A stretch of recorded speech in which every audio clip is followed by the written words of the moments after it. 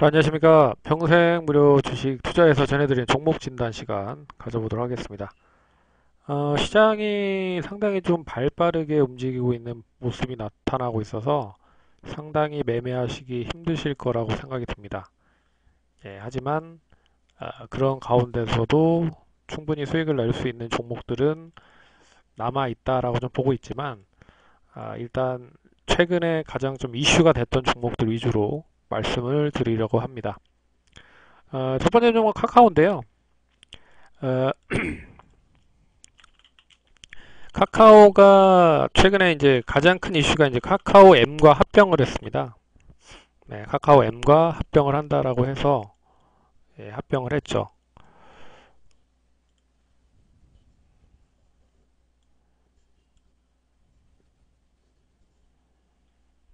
자, 일단 이 카카오 M은 예전에 멜론이라고 하는 우리나라 아, 음원의 강자라고 좀 불리우고 있는 1위 음원 업체라고 보시면 좋을 것 같습니다.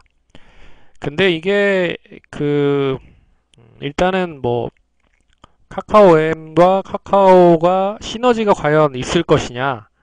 근데 이 부분은 이미 멜론을 인수를 했을 때부터 어느 정도 이야기가 나왔었던 부분이 있었습니다. 그러니까 합병 소식, 이번에 합병은 뭐 1대 0.8로 합병을 하긴 하지만 결국에 이미 이 멜론을 인수를 할 때부터 카카오와 카카오라는 플랫폼을 가지고 멜론이라는 사업에 어, 서포터 역할을 해주는 그런 흐름으로 시너지 효과가 날 것이다라는 기대로 뭐 이미 주가가 미리 선반영이 됐다라 좀 보고 있고, 그리고 카카오가 로엔을 인수를 할 때, 그러니까 카카오 M을 인수를 할 때 유동성적인 부분에 있어서 상당히 자금적인 부분으로 어, 한 1조 가까운 돈을 차입해가지고 인수를 했습니다. 그래서 결국에 왜 인수를 하는지에 대한 부분을 보면 결국 지금 이제 이 플랫폼 사업을 하는 카카오 입장에서 이 다양한 뭐 컨텐츠를 가지고 뭐 사업을 하려고 좀 진행을 하고 있지만 그 사업을 하는 데 있어서 진행을 하고 있는 업체들이 세계적으로 봤을 때 상당히 규모가 큽니다. 스트리밍을 하고 있는 넷플릭스 자체도 상당히 좀 큰 규모의 뭐 영향을 좀 보이고 있고요. 그렇기 때문에 이 부분, 첫 번째는 결국엔 이제 카카오가 다양한 사업들을 진행을 하고 있죠. 뭐 인터넷 은행이라든지 뭐 O2O 서비스를 하고 있는데 결국 제대로 좀 보여준 게 없다. 예. 흔히 말하는 지금 작년인가요? 임지윤 대표라고 하는 이제 소프트뱅크 벤처 캐피탈 쪽에 계셨던 분이 대표로 일임을 해서 상당히 좀 활동을 많이 했지만 결국 뭐 이뤄놓은 것이 별로 없다. 실적적인 부분에 있어서 멜론 인수한 부분 정도? 예. 근데 멜론을 인수한 부분은 결국 카카오보다 실적이 뒷받침이 되고 성장성 그리고 수익성이 뒷받침이 되기 때문이다라고 좀 보셔야 될 것 같습니다. 그래서 카카오가 인터넷 은행과 오토 서비스들이 인터넷 은행 같은 경우에는 계속적인 비용적인 마케팅 비용이 계속 좀 들고 있고요.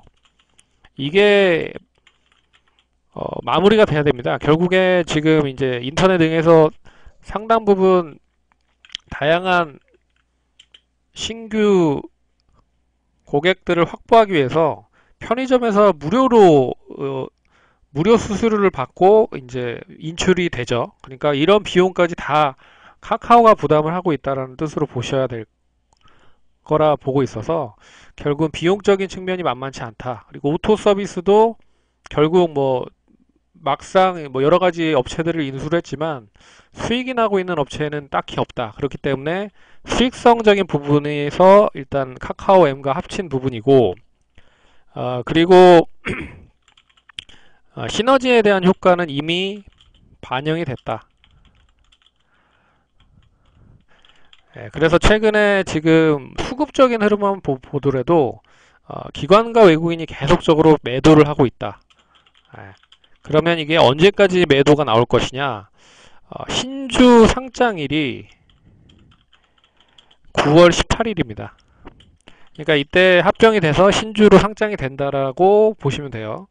그러니까 9월까지는 뭐 추가적인 상승이나 추가적인 하락 없이 박스권 흐름으로 계속 움직이다가 9월 18일 이후에 좀 움직일 가능성이 크지 않을까 보고 있습니다. 그래서 지금 차트 흐름을 보시면 결국 이 차트 흐름이 지금 박스권의 흐름으로 계속 움직이고 있죠. 그래서 박스권 상단은 한 12만원 정도에서 뭐 10만원 정도 사이에서 계속 움직일 가능성이 크고, 이 박스권을 아래로 이탈을 하든지 위로 상승 돌파를 하든지 뭐 상승할 수 있는 뭐 여력은 아직 좀 그런 부분에 있어서 좀 제한적일 가능성이 높다. 그래서 기관에 대한 매도와 외국인이 매도가 좀 줄어들어야 결국은 박스권 상단까지 움직이면서 상승으로 전환될 가능성이 높다. 그래서 9월 말까지는 좀 보수적인 흐름으로 보셔야 되지 않을까. 그리고 만약에 박스권 상단을 돌파를 한다라고 해도 한 13만원 정도 선까지는 상승 여력이 있지만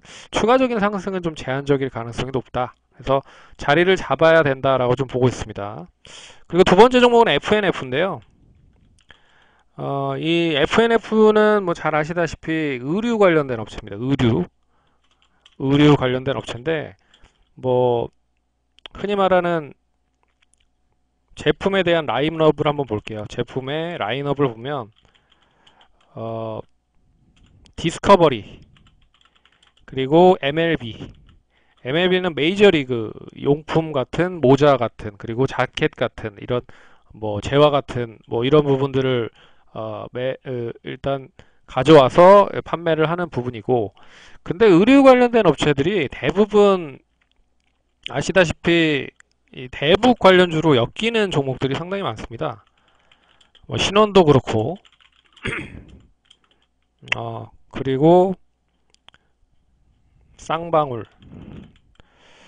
그렇고, 일단 시가총액이 좀 작은 업체들 가운데서는 일단 그런 부분으로 좀 많이 연결됐었던 부분이 있었는데, 최근에 이제 실적을 뒷받침을 해서 이제 한섬이라든지, 타임을 가지고 있는 한섬, 그리고 신세계 인터내셔널은 이제 화장품으로 엮여서 상승을 하고 있는 모습인 것 같고, 그래서 동사는 이제 대북 관련주들을 엮여 있는 모습은 아니지만 결국 동사에 대한 라인업 중에 MLB가 메이저리그 관련된 이 MLB가 홍콩에 본격적인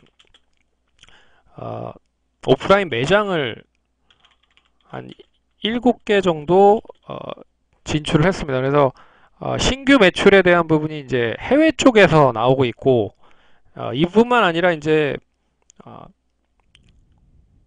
면세점까지 나오고 있는 부분이다. 그러니까 다른 업체들 관련된 부분은 이 의류 관련된 부분에 흔히 말해서 이 대북 관련주로 연결이 되는 부분이었지만, 동사는 이제 실적을 바탕으로 해서 홍콩 메이저 MLB가 본격적으로 매출에 기여를 하고 있다라는 부분으로 보시면 좋을 것 같습니다. 그리고 최근에 이제 듀베디카라고 하는 이탈리아 그 하이엔드 제품, 이제 고가격의 제품인 뭐 오리털 점퍼 같은 이런 파카를 만드는 이 하이엔드 제품의 이탈리아 제품을 이제 인수를 합니다. 근데 7월에 이 주식 인수 관련된 부분이 마무리가 되기 때문에 이 부분은 이제 다양한 뭐 매출에 대한 부분이 이제 한쪽으로 몰리다 보니까 이 부분을 이제 확산을 시켜야 되는 부분이죠. 그렇기 때문에 인수를 하는 부분이다라고 보시면 좋을 것 같습니다. 근데 동사가 이제 실적이 상당히 좀 뒷받침이 되기 때문에 결국에는 실적으로만 봐도 뭐 추가적인 상승은 여전히 좀 남아있는 그런 가능성이 높은 부분이다라고 보시면 좋을 것 같습니다. 그래서 의류줌에도 불구하고 지금 평균 퍼가 11배 정도, 그래서 뭐 계속 고점을 갱신하고 있는 흐름이기 때문에, 역시 지난번 고점이 63,000원입니다. 그래서 6만원 정도 상승, 63,000원은 뭐 엊그저께 잡았다라고 봤을 때 뭐 6만 뭐 3,000원 이상은 충분히 갈 수 있지 않을까 보고 있고, 한 65,000원에서 7만원까지 갈 수 있을 가능성이 클 거다라고 보고 있습니다.